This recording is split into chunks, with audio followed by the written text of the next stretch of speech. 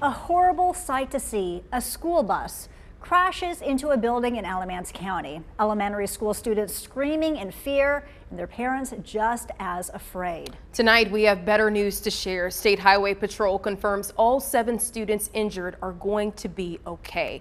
18 students were on board at the time of the crash. WFMY News 2's Everett Lake spoke with people who didn't hesitate to make sure those students were okay. Guys, it was definitely a difficult day out here for many. Now, one former volunteer firefighter told me that he just happened upon the crash early this morning, but whenever he saw it, he immediately ran up to help the students in the bus. But he says it was the screams of the children that's going to haunt him for the rest of his life.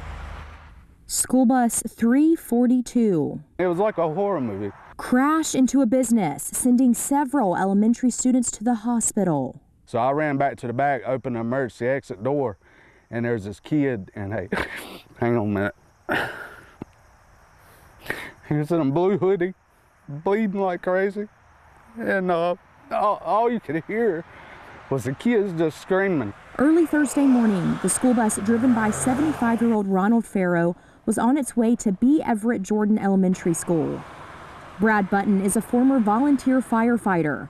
He was driving in that area. I could see a white flashing strobe light that's on the back of the bus, and it looked like he was turning around, but it was so dark I couldn't really actually see the bus. It was at that moment that the bus crashed off of Highway 87, hitting the Lloyd Septic building. Thankfully, no one was inside the building.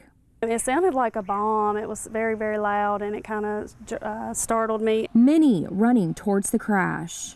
Even if the bus caught on fire, the building came down, the kids are coming out of that bus. Buntin's aunt lives next door and owns the septic company. She too offered a helping hand.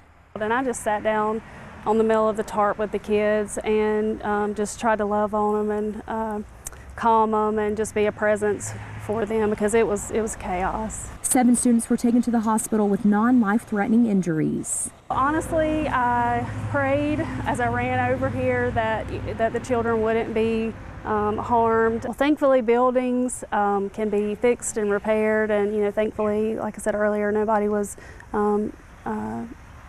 severely injured.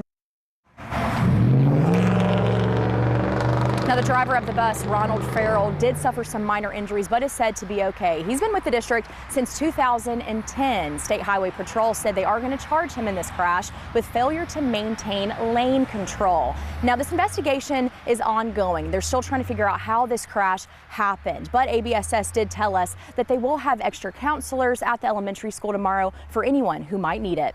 Live in Alamance County, Amber Lake, WFMY News 2.